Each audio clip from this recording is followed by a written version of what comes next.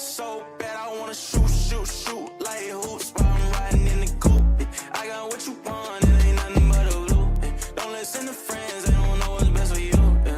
I want you, yeah, bad, I wanna shoot like a hoop. Hello, this is Omar. Welcome to the third rail. Glad to have you today. We have a special guest today, and we're going to discuss a serious subject. My guest today is Amanda Collin Johnson, who suffered a violent sexual crime on the campus of her university, and she is the author of a new book called Beyond Survival. You can see it on the screen in the top corner. Reclaiming my life after I was hijacked by rape. Welcome to the podcast, Amanda. How are you? Thank you so much for having me. I'm doing well. I'm glad to have you, and we're going to discuss this subject.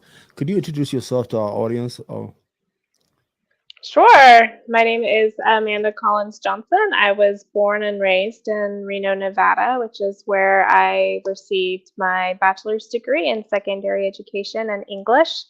Currently, I am living in Florida with my husband and three children who I am homeschooling. So I'm just a very busy homeschooling mama, and on the side, I do some writing and speaking as well. I'm glad to have you. Okay, Amanda. Thank you for sharing that with us. But I'm going to be honest. I didn't get a chance to read your book. I don't even know if you could get it right now, so I don't know what is in the book. But could you tell us what happened to you when you was in the university? Was it Nevada? Yeah, in the University of Nevada, Reno, And yes. how old were you? Go ahead. Let me. So it was in 2007. I was 22 years old at the time. All right. And what happened was I was leaving my class. It was during midterms. It was 10 p.m. at night. All education classes were finished at that point in time.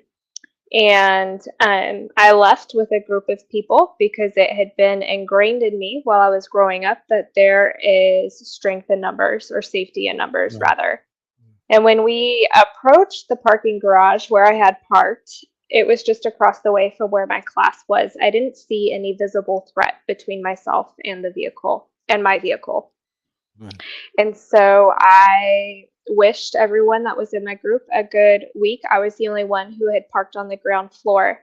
And as they went up to their vehicles, I made my way to my car. And again, I didn't see anything, any visible threat between myself and the vehicle.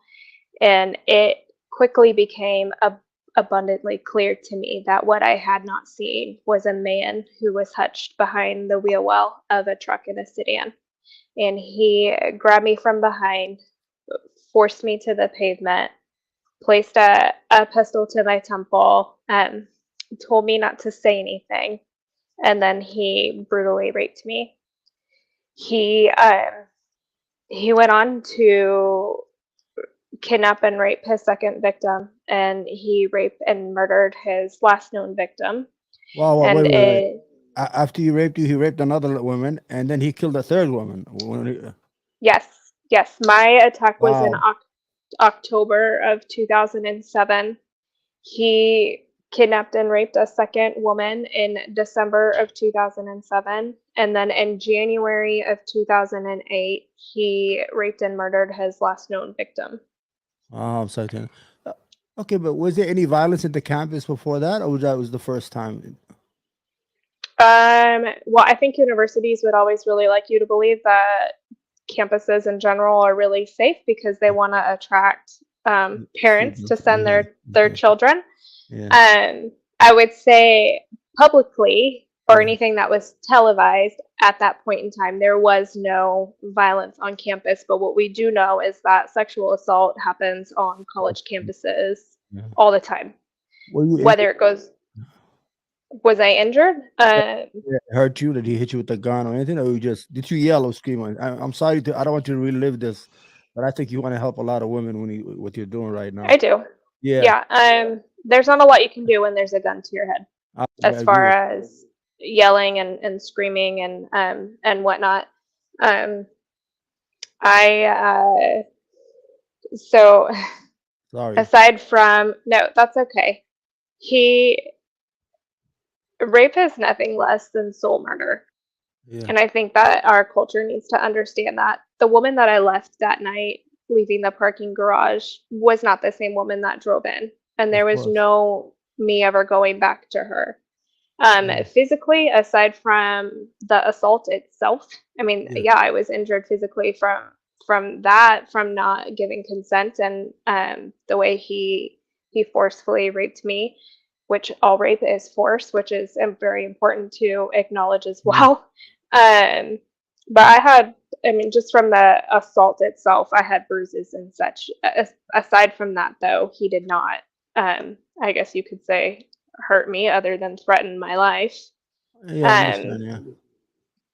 he, I will say that he is now, the police were able to catch him several months later, and he's currently sitting on death row in the state of Nevada and Oh. serving 4 consecutive life sentences. Okay, but he was in court for your rape, right? He was because you didn't. I think I saw you. I heard you in another podcast. You went Right, straight home and you didn't report it as if he was in shock. correct. So you didn't know what to do. Sometimes it's a serious situation, but people react differently. You understand certain situations?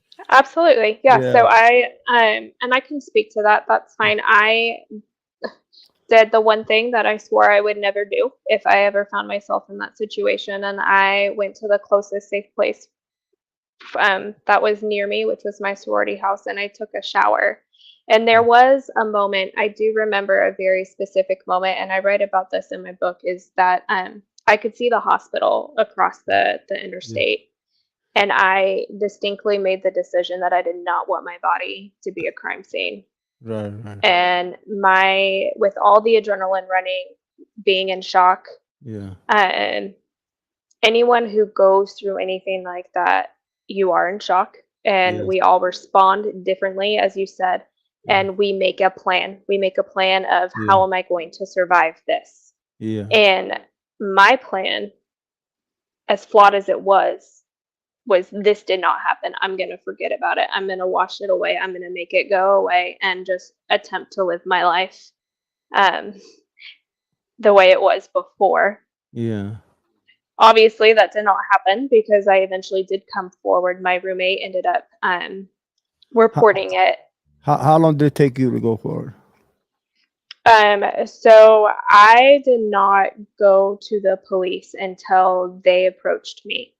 And they Wow. approached me after the third victim was missing, before they knew that she had been murdered. And the whole city was looking for her. My roommate at the time, who I had disclosed to that I was assaulted, told me that she thought I should go to the police at that time because she thought it was the same person. And I knew in my mind logically that I had no evidence. It had been gone, it had been months, so I Yeah. had no evidence. And I didn't want to accept or acknowledge the fact that potentially it was the same person, because I think when you're young, it's no, no, that's not me. Like that could Right. not have been me potentially. And she went to the police and told them what I had disclosed to her. And when they approached me, I cooperated fully because it was no longer just about me and my story. There was other people involved, and I was able, sitting down with them and disclosed to them what had happened. They suspected that it was the same individual who had raped me, was the same individual who was responsible for the other rape and who had taken this young woman. And so what was different between myself and the second victim, she did go to the police. She had not seen him. She didn't see his face. So they had his DNA on her. Yeah. They had his DNA at the crime scene for the third victim. And I was able to provide a sketch because I Yeah. saw his face. And the sketch was what eventually helped lead to his arrest. Wow. I was going to ask you, the ladies who suffered the same violence crime, were they in the university, same university, or were they within the city? It was all within a mile radius of each other, or a half-mile radius of each other, but Yeah, but they're they not were. students, right? They were not students. The second one was a student. The third one was a student, but she was a student in a neighboring state. She was back Oh, home visiting on winter break.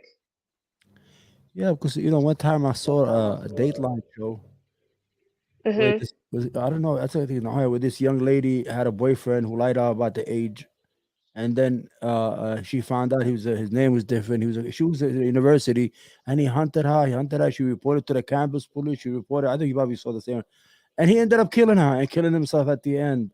So I was I was reading a lot about it. I was trying to find a lot of information about you.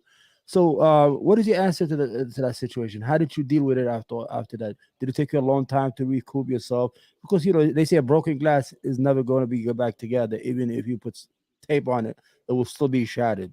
You understand? Correct. Yeah. So Yeah, I do. how did you manage to regroup your life and to regain yourself again? I remember, so initially it was just survival and not Mm, wanting to let this man take anything more from me than he already had. At the time of my attack, I was dating my now husband. He and I ended up, we quickly after, before he knew, before I reported, I guess, mhm. we got engaged and we kept our original wedding date. I graduated college. I started a family. And if I'm being completely honest with you, and I think a lot of survivors could maybe understand this, Yeah. I was doing just that. I was Right. surviving. I was breathing air. I was existing, but I wasn't really living.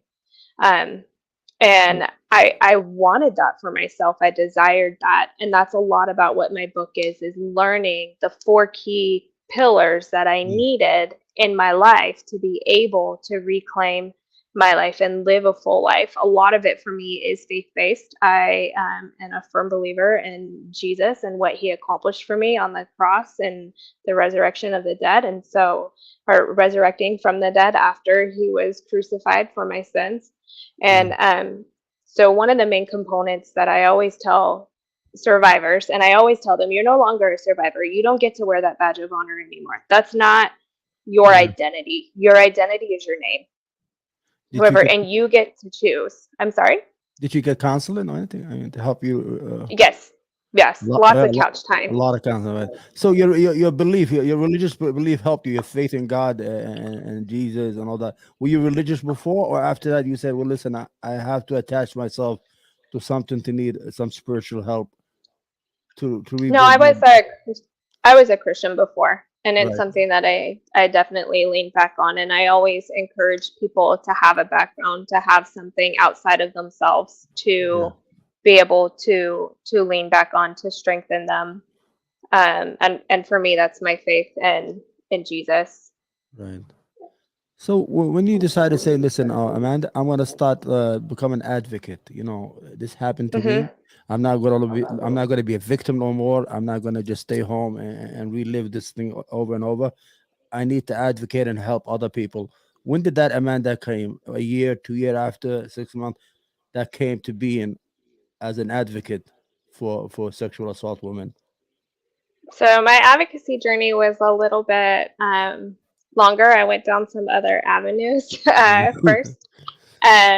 But I would say that that started about 2 years after I was attacked. That it was just no more. This doesn't need to be Right, anybody's story. right, And this doesn't need to be my story. And realizing that there was not a lot of safe places for survivors to be able to openly share their experience and their story.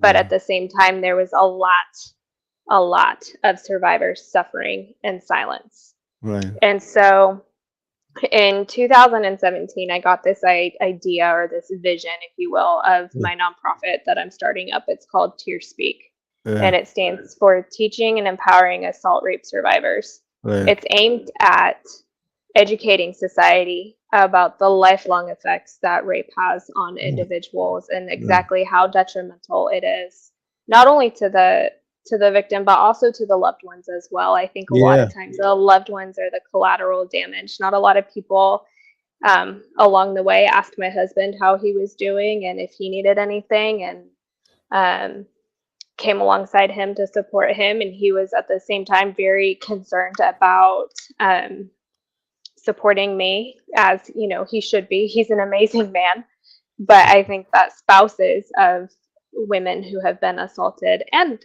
um, I understand as well that men also get assaulted. I'm just yeah, speaking from the yeah, point of view yeah, as a woman. Um, so, but my nonprofit is geared towards that. towards Yeah. educating society, but then also meeting survivors where they're at so that they don't have to stay stuck, because it is possible to live a full life after surviving such an egregious crime, and it is possible to thrive in life after having your soul murdered. It Yeah. is possible to find your way back to yourself. So I think you're lucky to have a supporting husband, because usually women who face this kind of, they become outcasted in certain societies or certain areas. Yes, They become outcasts. Even they lose their marriage, or even the husband or boyfriend, whatever, abandons them, because they become some. They become not only a right. victim, they become a pharaoh. You understand what I'm trying to say here? Yeah, yeah. Yeah, it's like an outcast. She's no good. I mean, she's damaged goods. You don't want to deal with that. So you're kind of lucky to have a husband like that, Oh, I absolutely am lucky. right? Yes, I am Yeah, very, very blessed to have him. He is worth his weight in gold, and I'd say that any day of the week, right, for right, right. sure. Yeah, But I think it's important, though, too, to realize you bring up a very good point that yeah, we're not to blame. A lot of right, times victims get blamed, and we're not yeah, to blame. We didn't do anything wrong. It right, doesn't matter if at any point in time we should be allowed and to say no, and to be yeah, able to have that voice in the situation, and it should be honored. yeah, And I think a lot of times my let me back up. My case is atypical because I didn't know my attacker, whereas yeah, 90% of victims do know their attacker in yeah, some way, yeah, shape, or form. They're in their life on some level, and so in a lot of ways, it can bring in a lot more um, just misplaced blame yeah, onto the victim. But the person that needs to be held responsible is the rapist and the yeah. criminal, not the victim. Yeah, because I remember a long time ago, I used to read. They said, "Well, she was wearing a skirt. She shouldn't have been wearing those shorts. She was asking for it. You understand? This is a long time ago. People have become educated now. I'm about 42 years old, but I know in the 80s, we used to see that in the courtroom. When you read like the Right. paper, the defense will say, "Well, she was wearing a skirt. She was asking. She went from bar to bar." They make the victim as a person that was asking for it, or was making herself as an object to be raped. You understand what I'm saying? So it took I a do long understand time. what you're Yeah, saying. yeah. Do you And we think still that's have a long way to go.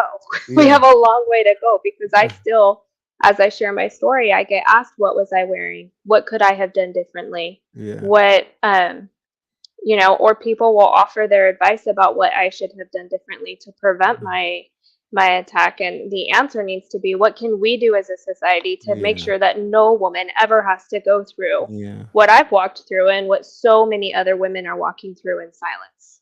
yeah. And like you said before, that a lot of women get attacked by family members or incest Mm-hmm. sometimes and things of that nature, and they don't report it, because I know in 2020 they had about half a million reported either rape or sexual assault. That's half a million women that were assaulted in the United States of America.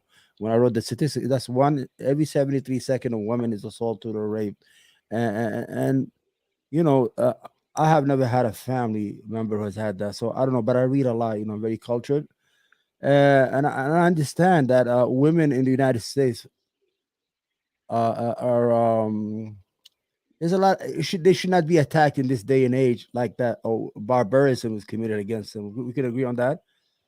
I would absolutely agree with you. Yeah, Yes. yeah. I Yes. mean, it's like, we live in a no man's land, that women could actually have a million women could be get raped or attacked. So after you became an advocate, now I know I saw Mhm. something that you want women to carry guns on canvas. Oh, what's that? Concealed and carry, right? Is that what it is? Yeah. So at the time, How I did you don't, get to that? How did you get to that right away, how or it did I took you a get while? the, Yeah, no, so that was in my initial advocacy efforts about 2 years after I was raped. And the reason is at the time of my attack, as I shared with you, that it yeah, had been ingrained in me that there was safety in numbers, yeah, I had my concealed carry permit. yeah. I was not allowed to carry on campus because it Oh, was illegal. So I did not yeah, have my firearm. I purposely parked on the ground floor of the parking garage because it yeah, was where the campus yeah, police parked their cruisers. I was raped less than 50 feet away from the campus police Right. office. Yeah. And I knew at the time of my attack, as I was being raped, that no one was coming for me because the Yeah. police office closed at 6 p.m. And so I started advocating for women to be able to choose how they want to defend their bodies, regardless of where they're at. If Right. and my advocacy efforts were really more for if I had already gone through the FBI background check. I had taken the class. I had shown my proficiency that was required in order to have my permit.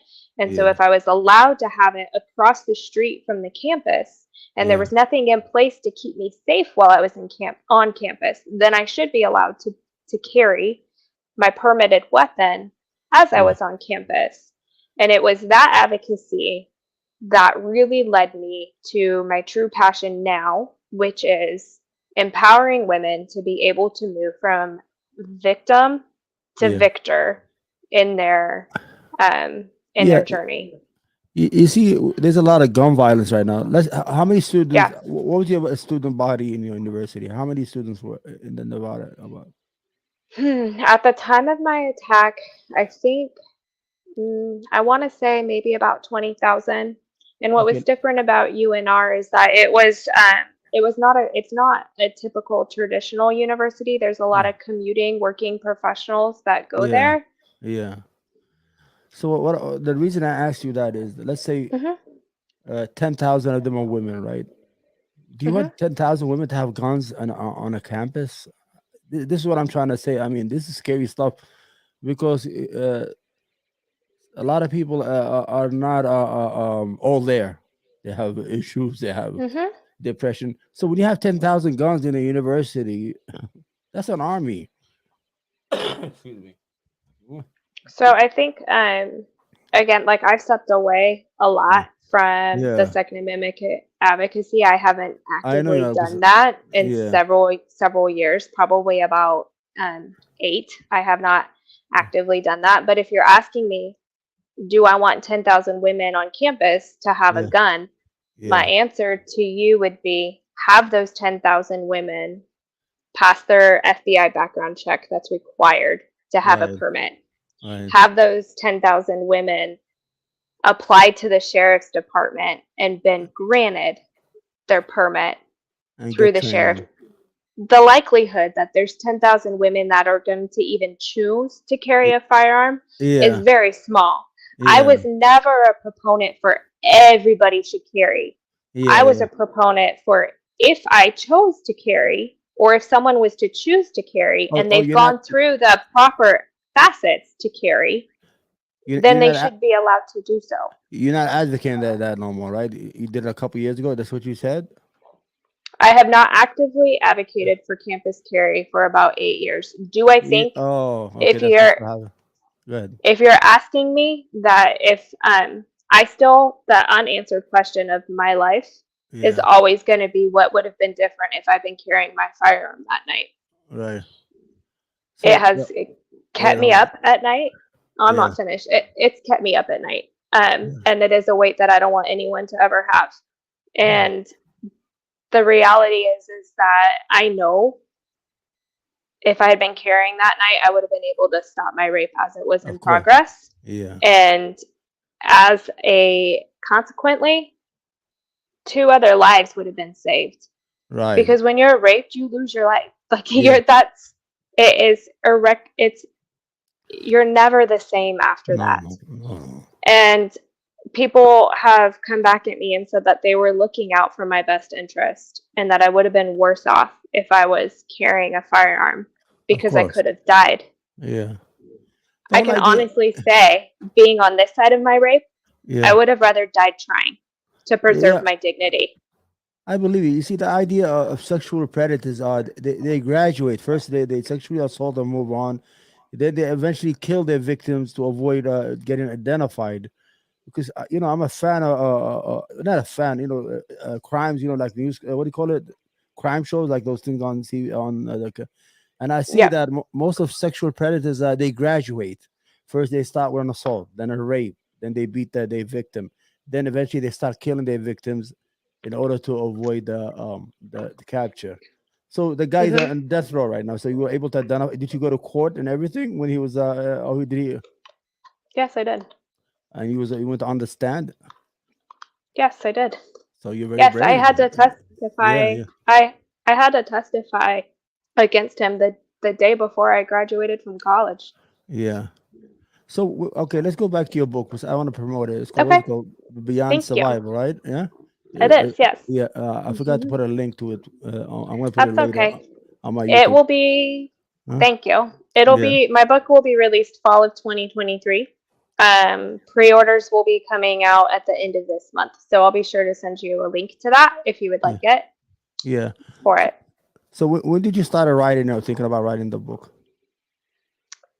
Oh, people told me I should write a book several years ago. I started really sitting down and writing my book. It took me about 3 years. Right. And what is the book deals with? I mean, how does it? I mean, Yeah, the book it just goes through my whole healing journey right. and really opens the window Yeah. for to show the heart of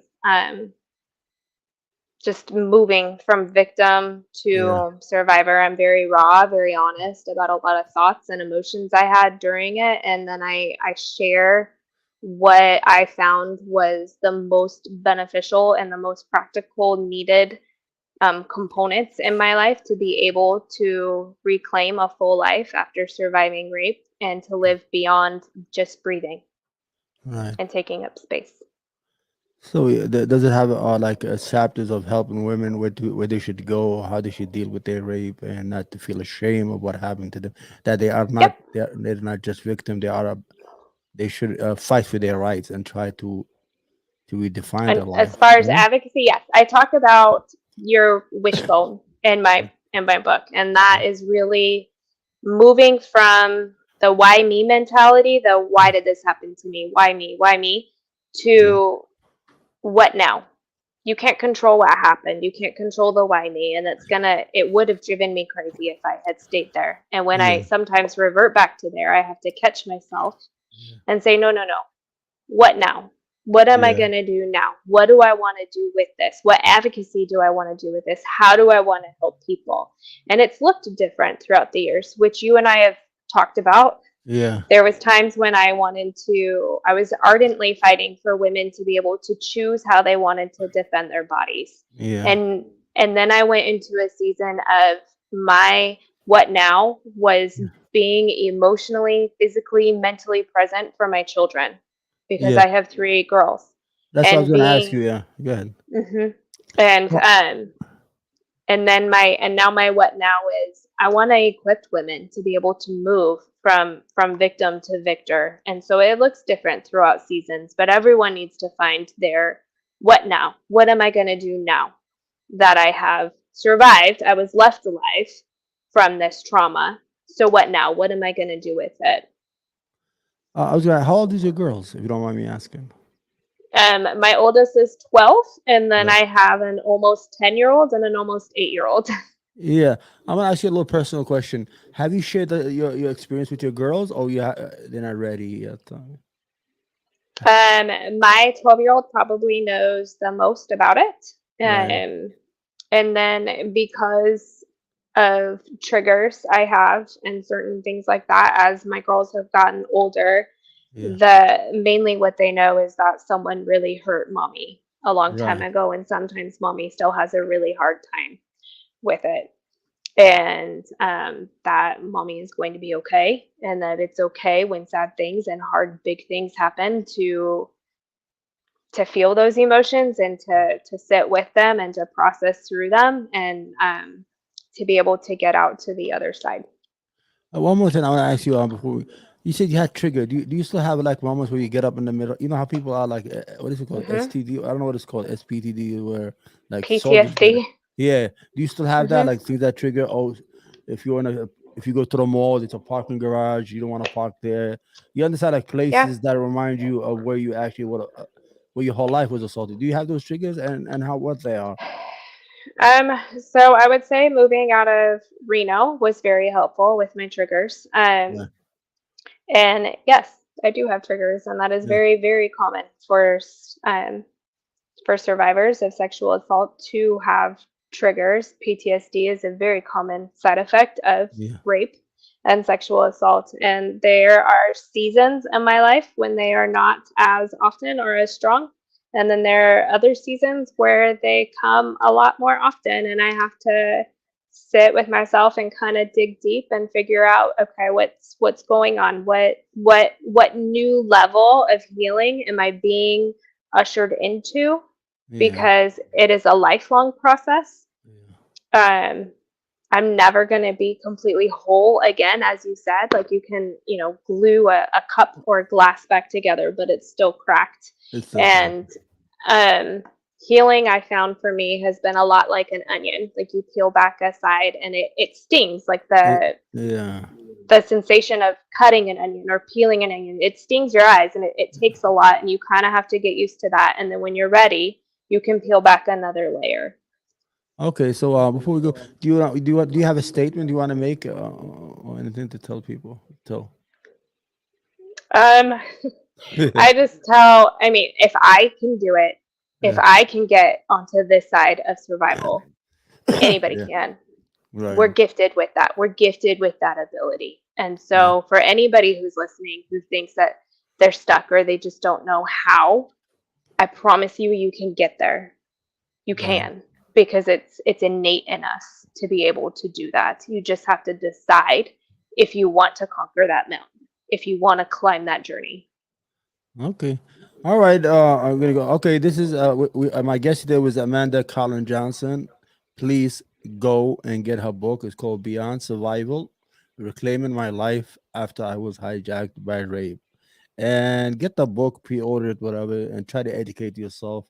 And we want to thank you for being an advocate for women who have been violated and being a voice in a situation where people usually shy away or just go into the darkness and be forgotten.